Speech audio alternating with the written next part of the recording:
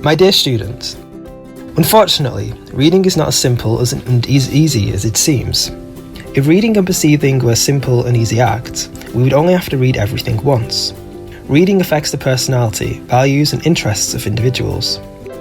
It gives effective dimensional behaviours such as tolerance and instinct, identification and purification.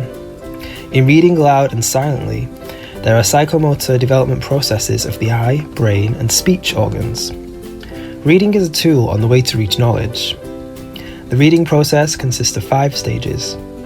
All 3 of these abilities, as vision, understanding and memory, must work together. Therefore, it is necessary to know this tool well and use it efficiently.